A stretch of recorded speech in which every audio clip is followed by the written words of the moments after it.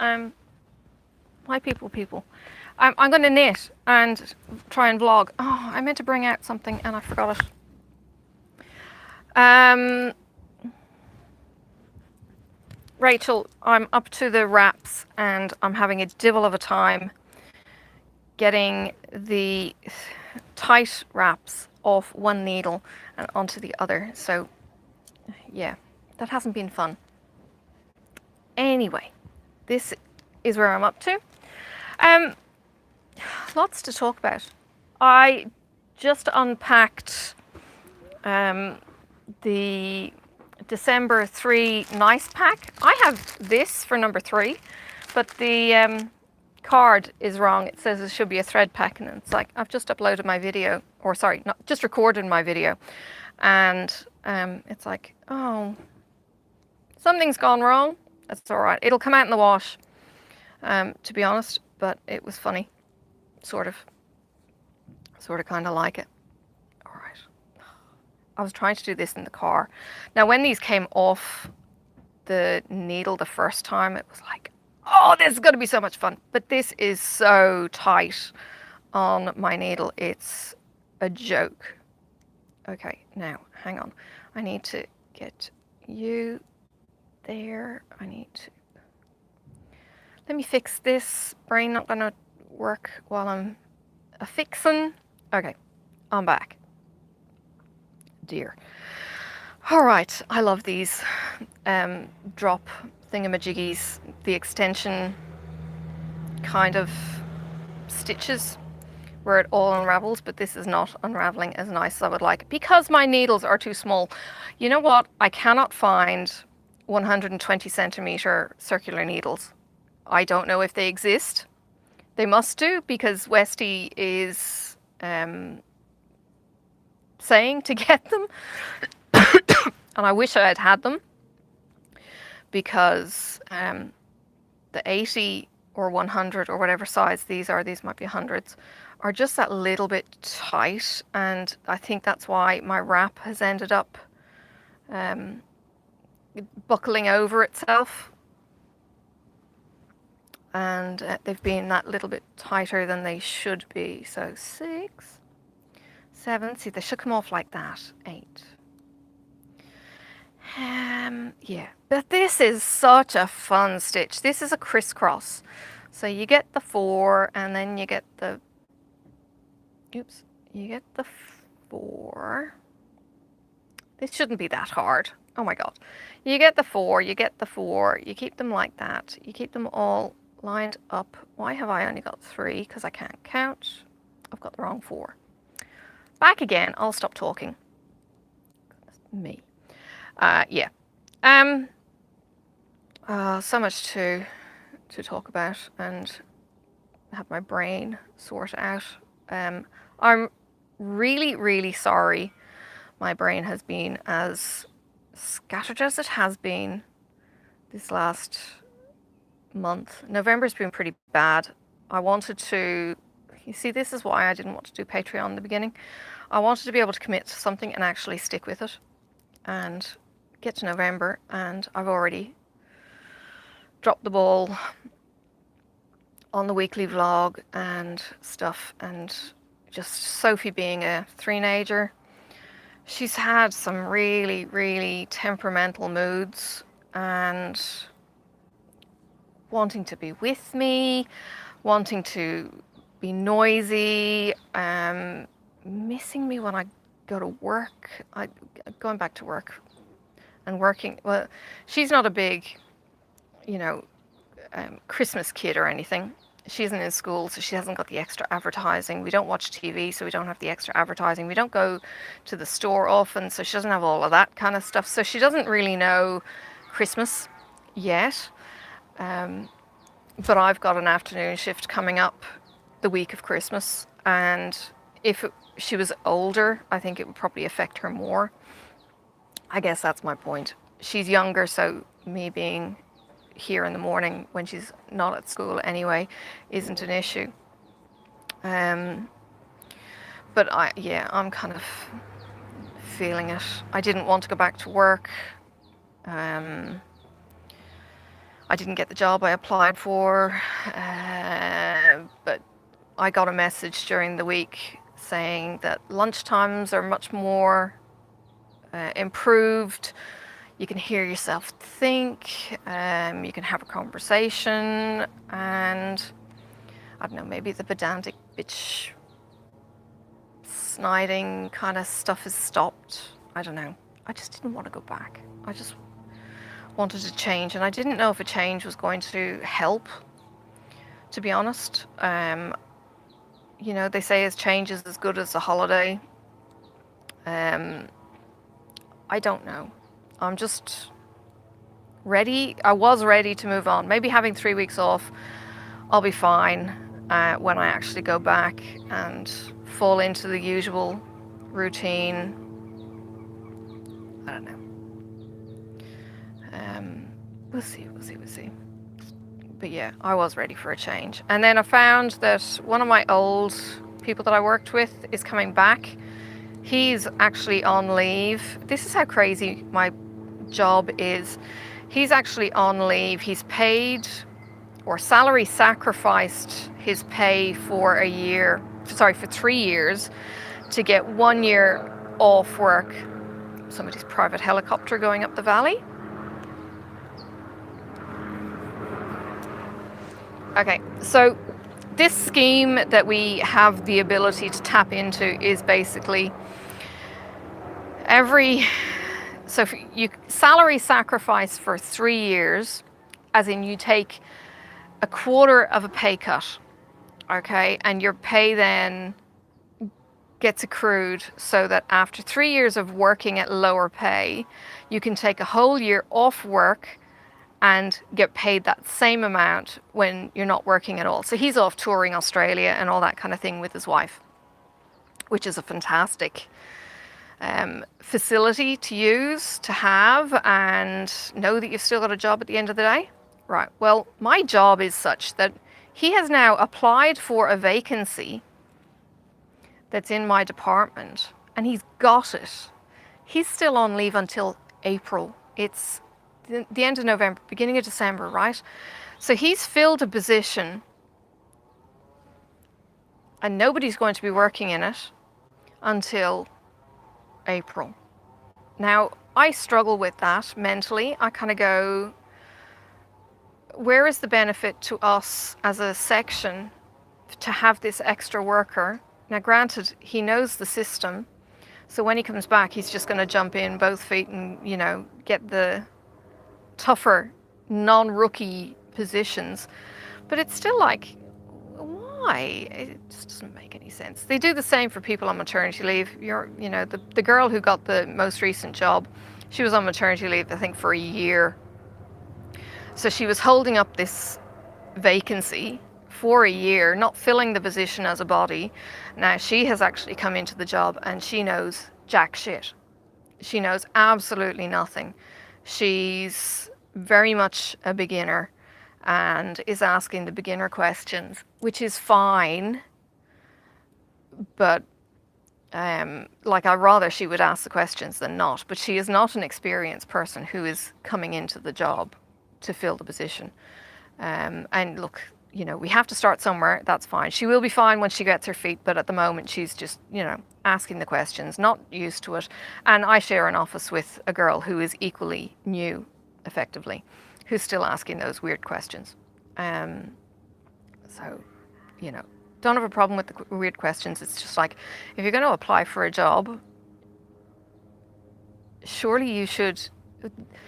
I think it's a departmental. It's not a departmental. It's the government position that you can apply for a job but actually not be there. But then they can't put a person in there because that job is, you know, it's funding and all that kind of red tape bullshit. Whereas I don't think a private employer would never ever do anything like this. That's just my gripe. It's just government public servant kind of working. Kind of thing. That's all. It's just how it works. And to be honest, the swings and roundabouts are, I could be in the same position, that I want to apply for a job that I'm on leave for and I want to get, but, you know, I need those special provisions. So it, you know, it swings and roundabouts, but it's kind of making us pay in the short term. That's all.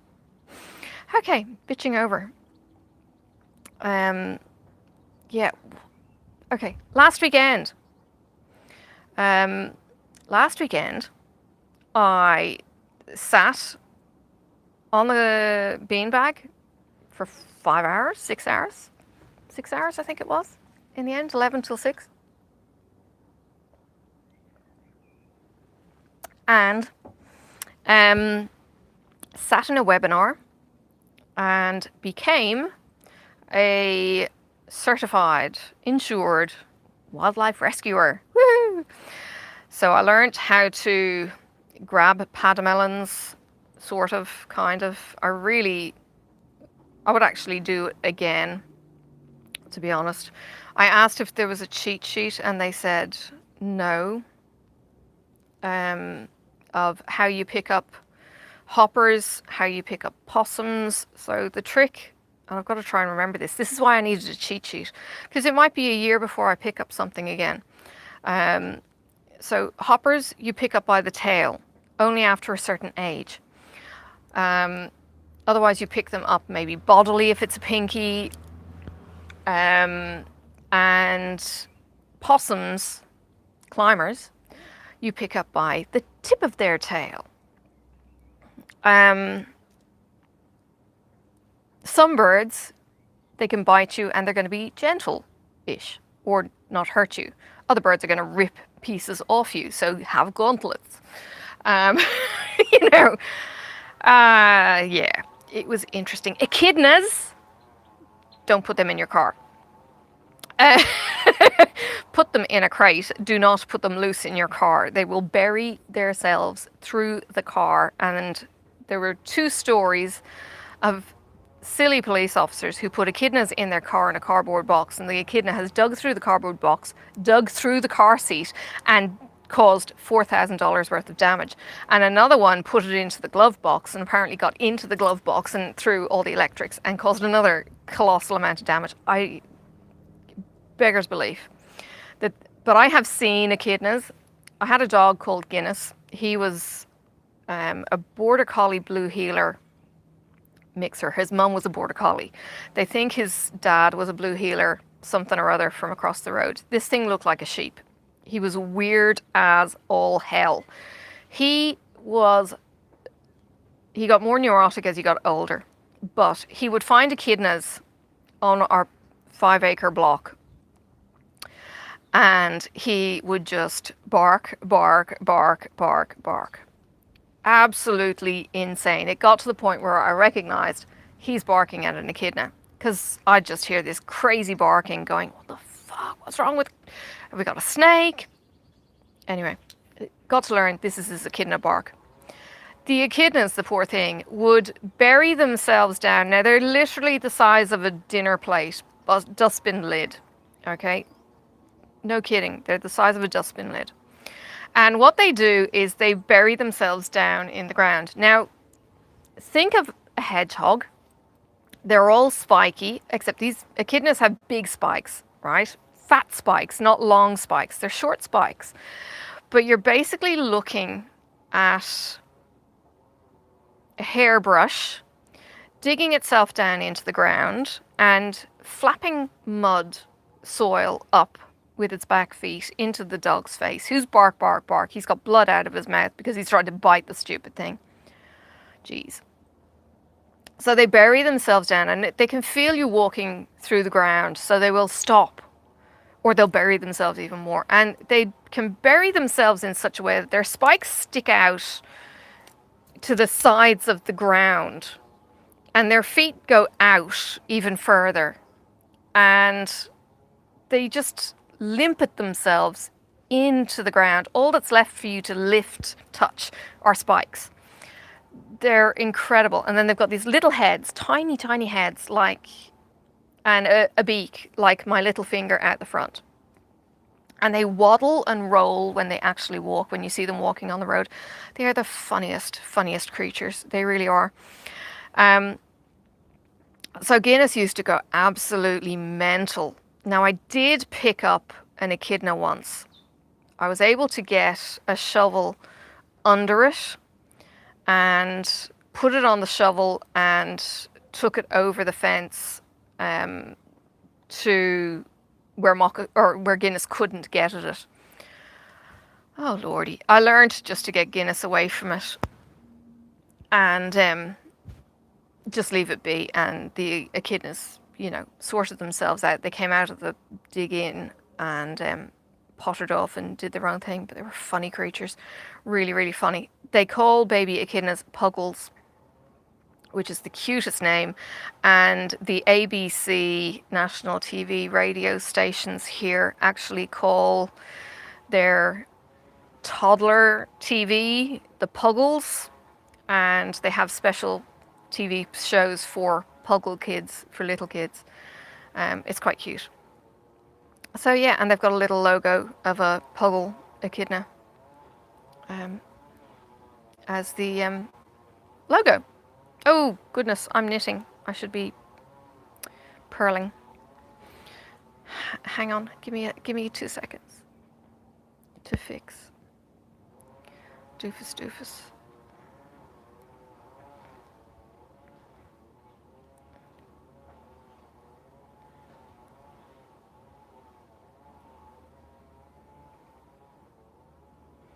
Okay, now I think I have a problem because I did similar. What did I do? No, okay, it went over the top. Okay, right, as long as I didn't do it in the previous lot. Okay, so yeah, I became a wildlife rescuer. Now, Monday I got set up with Bonnarong, the wildlife park that coordinates this. And Tuesday I got my notification from Wires, who send out the jobs through an app that coordinates carers. And yes, so I was able to see what jobs came up, and I put in for my first job. My first job that I did was a transport. We were supposed to be going up to an East Coast town called Bicheno this Tuesday. And when we started going, Sophie started screaming in pain, implying she had a stomach pain, struggled to communicate with us, the poor lamb, and screamed, and she just wanted to go home. We hadn't got very far. We were like literally just getting ready to go. We were down at the supermarket and she starts vomiting. So thankfully, because we were already parked, Marcus was able to grab the towel from the boot, and I was able to put that over Sophie and asked her if she wanted to go on the adventure still, and she goes no, she wants to go home, and she gets really sleepy after she's vomited. And I thought, oh, she's going to go home and she's going to sleep this off and we'll see how we go. You know, so she gets home and she starts perking up straight away. You know how it is sometimes, you upchuck and you're good, running around like a lunatic in the space of 5 minutes. So she's watching TV and she's talking and she's quite animated and she's, you know, she's perky. She seems to be okay. And instead of going to the East Coast, because that's a 5-hour drive, Marcus goes, okay, will we go on an adventure? And she goes, yeah. And we go, okay, well, we can go to the beach or we can go to the woods and a waterfall. So we give her the choice and she decides that she wants to go to the waterfall. So the waterfall is at Russell Falls in National Park, up in the middle a little bit. So we pack the lollies back in the car and we go to National Park. We hope we can see the platypus that's up there. If we see it, we see it. If we don't, we don't. They're not always easy to spot either. Go up and we're up there in the next, literally like next to no time. And I think it takes us an hour to get from home to National Park, which is just fantastic to have this almost on our doorstep. Get to National Park and it's, I don't know, half hour, 3/4 of an hour walk. Sophie's having a ball. She's walking, you know, either holding my hand or she's walking, running ahead, and we're looking at the river and, you know, looking for platypus. Saw a trout that was like, it must have been about a foot long in the shallows. It was just fantastic. It was a beautiful day. It was supposed to be 27 degrees or something.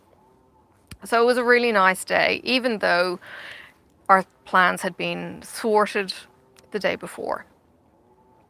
So the next day, now I don't know if I'm supposed to be getting notifications from wires from the app or if I'm supposed to just go in and look. Either way, I'm not getting the notifications that, hey, job in, so I'm just looking. And the next day, a job comes up saying transport from West Moona to Bishno, and I'm kind of going, okay, it's a long drive. We've literally just got our haircut done. And I say to Marcus, you want to go to Bishno? And he goes, oh yeah, we could do that. The storm's coming in, so it's no bother being in the car. We were going to go there for fish and chips the day before, and he's willing to do the drive, so all good. Right, let's head home, grab our gear, and we'll hit the road. So I contact Wires, say, I'll take the job. Contact the pickup carer, rescuer. Tell her we'll be there in about an hour. Contact the recipient. Tell him we'll be up there around about 5 o'clock. And we start to head home. We get a phone call on Marcus's phone in the car. And Marcus doesn't answer phone calls from places he doesn't know, from numbers he doesn't know. This one's not coming up in the phone as anything because it's a new number for us. And it's an easy number to remember. It's lots of ones. So I look it up. And you know the beauty of Google. Everything is in Google these days. And it comes up and it's Carmen's potential school next year. So she's been enrolled in a new school, and it was her orientation day. And the school is ringing us, and they ring back, and he answers the phone. And they go, she's got a headache. Can you come and get her? Now, we haven't had Carmen for a year. Haven't seen her. Marcus hasn't seen her for nearly a year. And we've just committed to going up the East Coast. God knows why Mother's not answering the phone. Mother is Mother. Let's just leave that at that. And we kind of say, yeah, okay, we'll be there. Marcus drops everything. And I don't know if he's going to be watching this or not. But anyway, Marcus drops everything. Bless his socks. He's been dealing with the whole grief of not seeing her, but he still drops everything the second the call comes in. And it's typical, you know, do the right thing. So we start heading to the school instead of straight home. And the call is pretty much made between us. She can come with us if you want. Let's see how it goes. And we'll take it from there. See if Mother responds in that time or whatever. And we pick her up. She has seen him and burst into tears. And she wraps herself in a hug. And she says she misses him, us, whatever.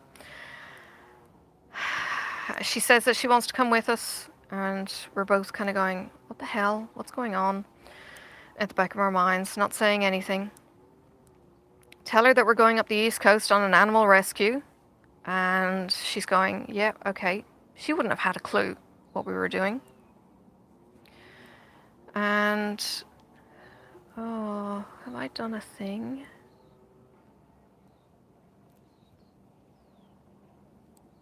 No.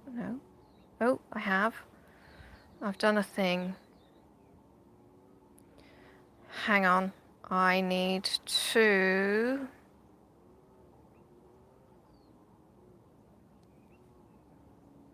Sorry, just give me a second. I don't think I have wrapped this one 4 times, and I don't think it's something I can skip. So I need to do an extension. So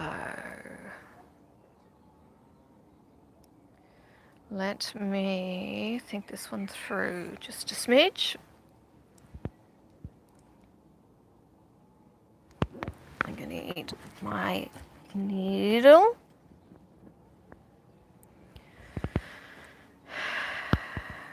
Okay.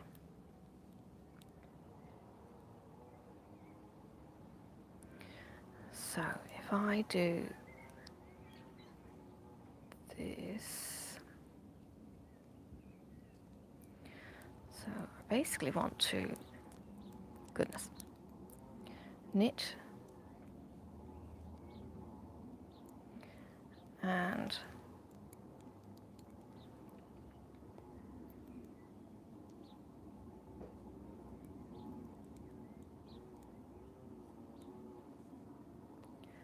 I'm just seeing where the other stitches are in this. Something seems to have slipped.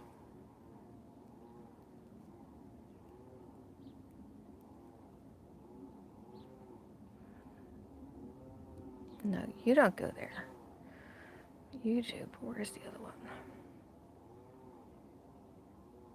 Don't mind me. Talk amongst yourselves. I'll get back to the story.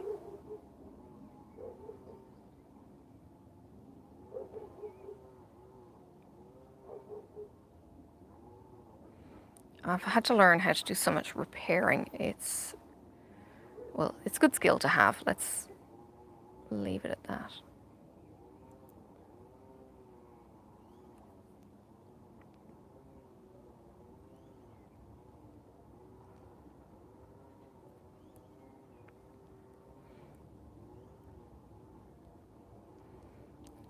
This one is being a bit of a cow.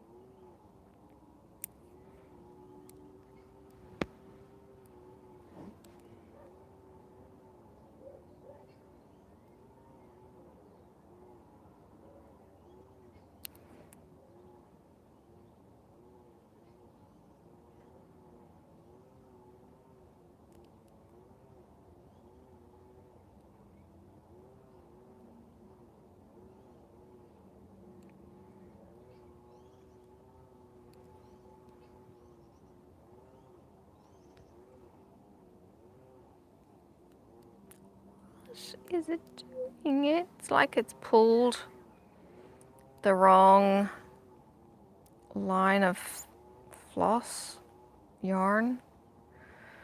Okay, let's just start again.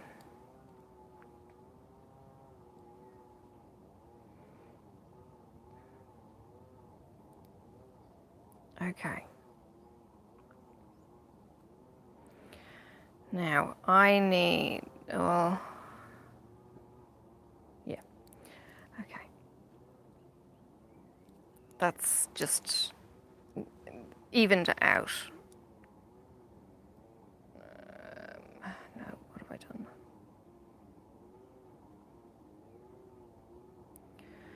No, I need this, and I need this, and okay.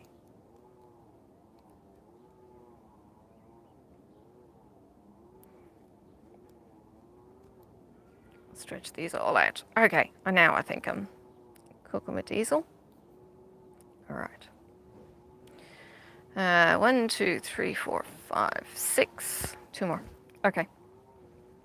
So yeah, back to the story. She says that she wants to come with us, and gets in the car and comes with us. Mother eventually messages her, and she goes, I'm going up to the East Coast with Daddy and Pippa, and Mum doesn't have anything to say really, because she's not in a position to come and look after her like she would anyway.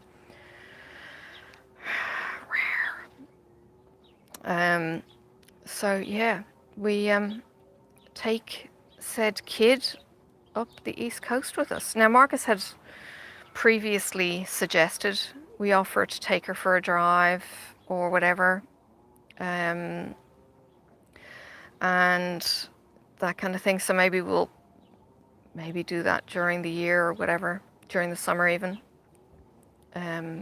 See if she wants to do that. It was all kinds of weird. It was so hard not asking questions, just letting it be, and I'm sitting in the car and my feelings are all over the place. My heart is all over the place, and no doubt Marcus is too. He seems to be able to hide it better than me until he literally drops everything like it's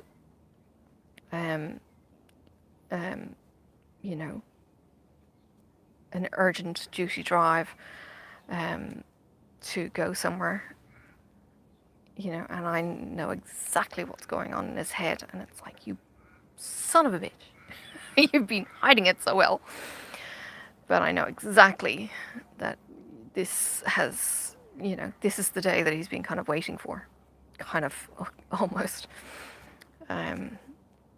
as horrible as it is, to just drop everything and run and be there for his daughter.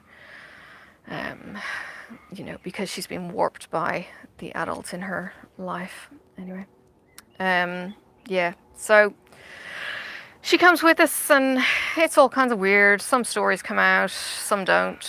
I'm still full of questions, and I'm sitting in the car going, not your kid, not your kid, not your kid, don't have to parent, don't have to parent. And it's not from a point of view of not caring, because I clearly care.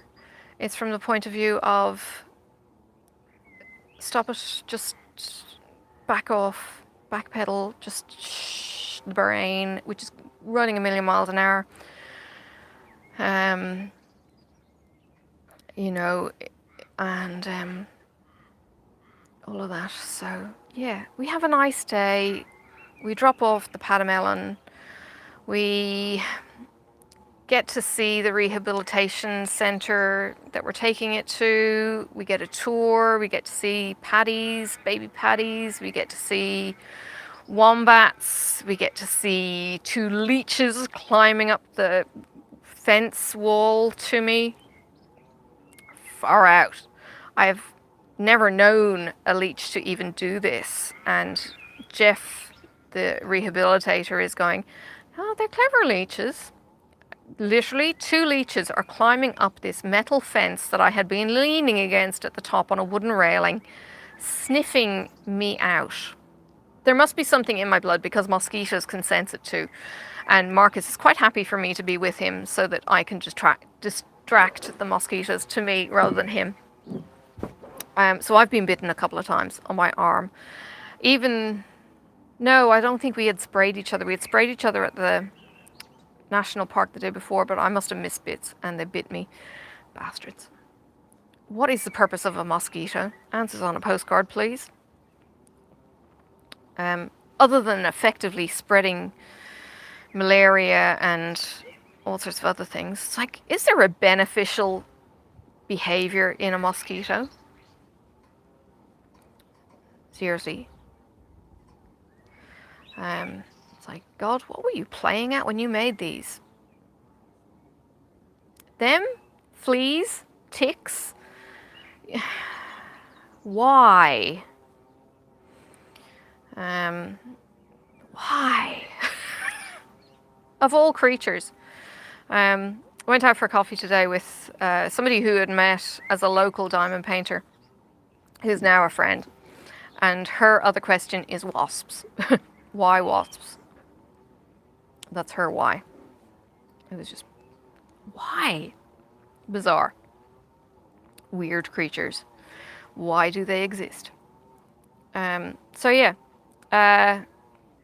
dropped her off when we got home. So she was with us. Even if she had planned this, and we don't know if she planned it. If she planned it, she would have only got maybe an hour of time with us. As it was, she ended up getting like half a day with us. She slept in the car so much. Now, the school said that she had a migraine. If she had a migraine, okay, she's sleeping.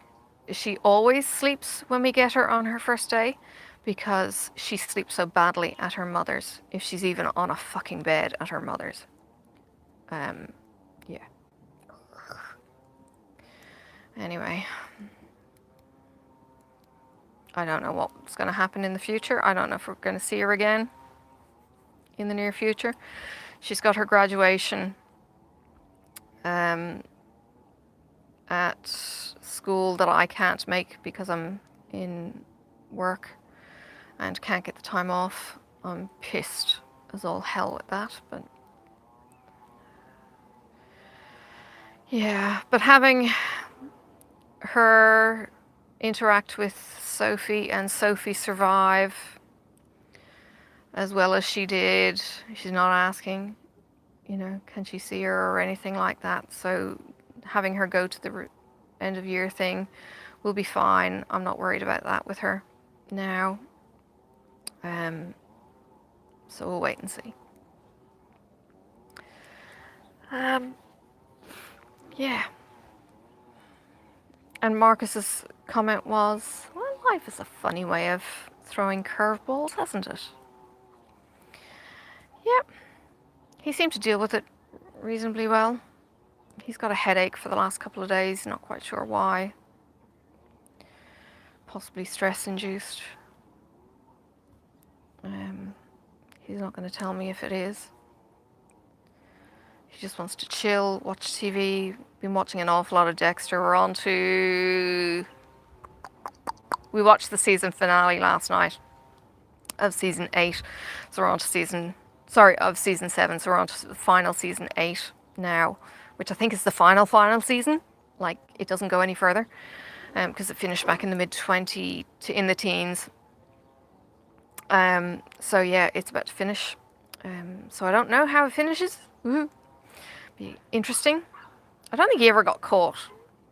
I don't think they finish it with him getting caught. So I don't know what way they're gonna write him out. But high-profile actors have been Julia Stiles as a partner for him and as a protagonist, I think is the word, was Colin Hanks, Tom Hanks' son. I bet you didn't see that one coming. The twist on that storyline was, wow, that was interesting. Yeah. That was a doozy. And he was good. I really enjoyed him. He looks like his dad, but he doesn't act like his dad. Reminded me of somebody else as an actor, actually, but I can't think who.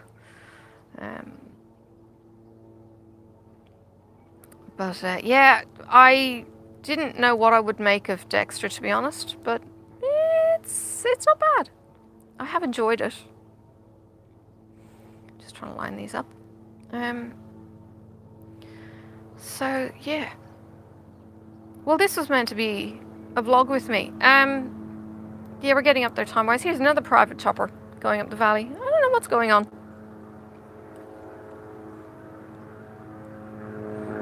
I mean, Marcus is kind of going, yeah, they always do this. They haven't done this for ages.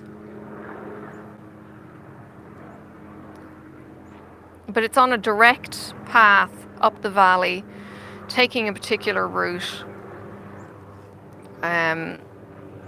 Like, it's funny, when the rotor lift, the ambulance kind of search and rescue chopper, when that goes from the city, it actually flies along the highway out to the airport. I think it's maybe a clear road. Clear route in the sky. for it to navigate along, and it means that if there's anything else flying, you know I'm here kind of thing. It's not just a random, you know, we're just flying in the air kind of scenario. It's an actual flight path, I don't know. It's just very unusual to see something flying in the air, flying in a particular direction, that happens to be also used by cars down below. Yeah. So yeah. So today we were up in New Norfolk again. So when we went up to National Park, we go through New Norfolk. We came looking for fish and chips afterwards. Couldn't find any and ended up coming to our local fish and chips just around the corner that we've never eaten before in, or I haven't anyway. Because the one that was up in New Norfolk was closed. But today I was up there meeting my friend, and we exchanged the final diamond painting gift. Next time we're just going to meet for meeting, and we'll meet in January for coffee and a chat and a catch up and, you know, that kind of thing. So that'll be cool. I really like her. She's written books that I've read. She does crafty stuff. She's just somebody to do life with locally that's also into craft. It's lovely to get together with her. And yeah, it was gorgeous. We went to a place called the Cake Lady, which is this retro style cafe. Retro furniture, retro stuff for sale. And yeah, just a mishmash of chairs and tables from the 60s and 70s. And she dresses funky in a 60s style cafe dress. The food was good. I had apple and rhubarb crumble maybe. My only issue, it's a Tasmanian thing. There were long stringy bits of shredded coconut on the crumble, but it was still yummy. It's just a very Aussie or Tasmanian thing to have coconut in the topping. Not something I'd ever had as a English-Irish brought up kid. So it must be an Australian thing that they put the coconut in everything. Oh my God. They put coconut in everything. But yeah, I would, and to be honest, if I was to create a cafe and not put coconut in it, people probably wouldn't like it from Australia. I've often wondered about doing a cafe in my style cooking, but then would the Aussies not like it because it's my style, not their style? I don't know. Anyway, too much hassle, and I'd get bored cooking the same shit, same day, same, you know, Groundhog Day kind of scenario. I think I'd get bored. I'd get bored too easily doing the same thing. Yeah. So yeah, went up and yeah, caught up with her, which was lovely, and then went to the quilting shop afterwards. I thought they had threads and all kinds of stuff. Went in there today, there was no threads. Pretty quilty stuff. Amazing if I was going to do quilting, or if I was going to do project bags, but I'm not. That's a whole other ball game. Oops. And I don't have the workspace to make project bags. And my machine probably wouldn't have the guts either to do it. I'd need a much braver and bigger machine than mine to be able to do a good job quilting. Just with the layers involved, you need something that's got a bit of balls, and mine has certainly not got them. I can sew, not necessarily very well, but I can sew on the machine. And what have I made? I'm not very good at clothes. What have I made? I've made aprons and I've made project bags. Where did I get the machine for? I'm trying to think. I did try sewing something out of a jersey knit. That was a disaster. I was picking the wrong kind of fabric to make anything with. But in high school, I made an apron. I was very proud of that. I don't know where it ended up. It was made with a fabric that looked like newsprint. I don't know, maybe I left it in Dad's house or something. Had a front pocket, you know, for all the bits and pieces that, you know, the recipe book or whatever you throw in. Had the adjustable strap. Yeah, don't know whatever happened to that. Oh well.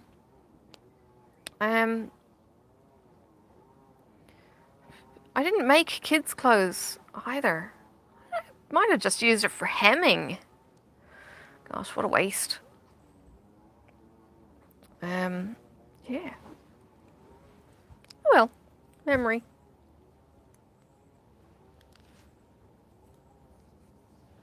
Maybe I used it for some kind of project bag or... Oh, and I used it for making a Bible bag back when I was going to church. I know I made the Bible bags. They held Bible and a notebook, so they were a little bit bigger than the Bible. And they had a handle, and they had a second pocket, I think, for stuff. Still have it. Oh, I made curtains. That's what I did. I bought a sewing machine and made curtains, of all things.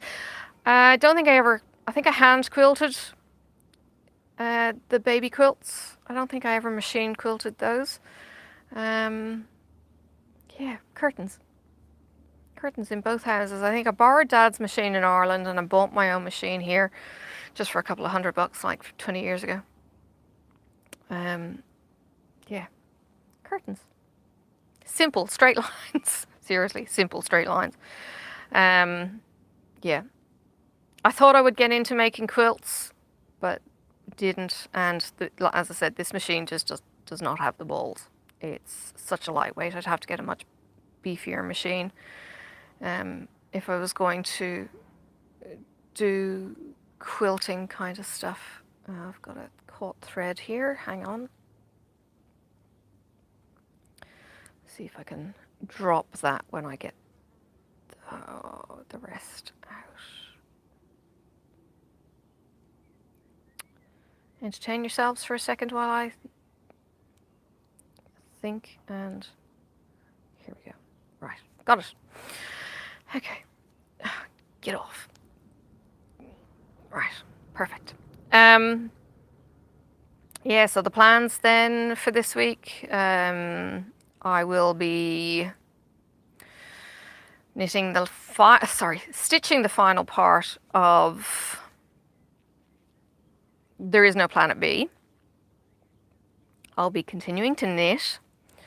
I really would like to have this finished, but I'm not sure how much knitting is actually involved in the last 2 sections. I think there's only 12 sections in this altogether. I'm not sure how much knitting is involved in the last 2 sections. I think the last 2 sections do get easier though. I think they're a lot more like straight knitting, but lots of color changes and stuff. This one is just tricky because it's hard to get some of the stitches off. It shouldn't be this tricky. Probably just my tension has been far too tight and they've been just too hard packed on the needles too. So yeah, There Is No Planet B to finish that. The premieres are coming up. So I'm sent out the link for the Google form last night. The chat's been going off its face, as always.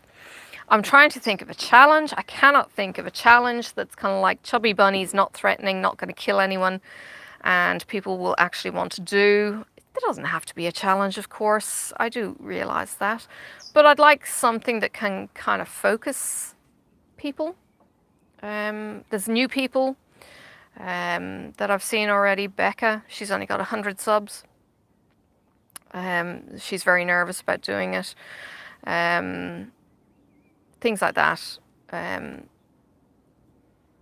People are... Anyway, the form is in the group and I posted on a whole heap of groups on Facebook for people to sign up. And, well, I'll start coordinating when the names come in the next couple of days. And yeah, have some fun with that. And then tell them all to shush the innocuous chat in the group so that people don't get too bombarded and then go, I'm jack of this group, like, and mute everything, like everyone gets jack of messenger groups because they're so noisy when there's 50 people jabbering away.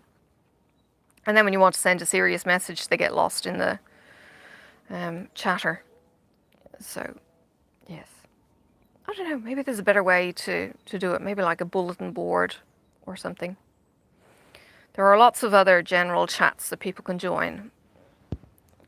So yes, I'll let them play and then we'll call the meeting to order and set down the mean old school marm rules of shh.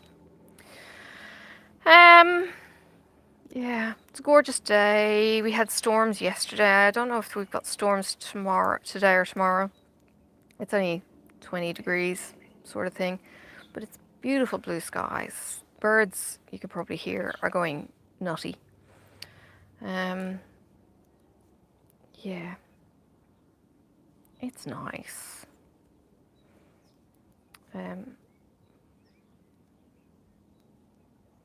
Did my floss tube, recorded that this morning. It's uploading now and it will release in the morning,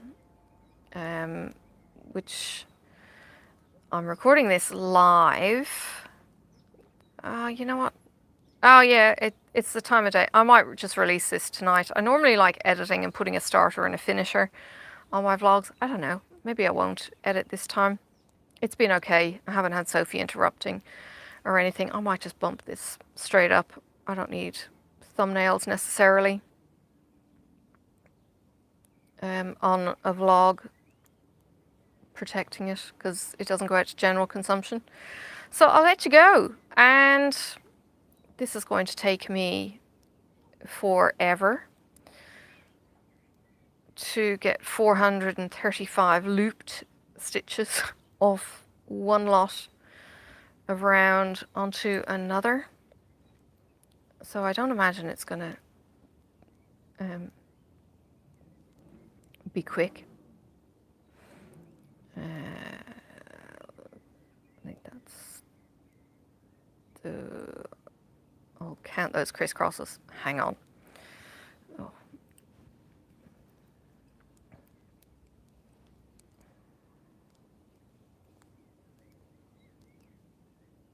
Yeah, 1, 2, 3, 4. 1, 2.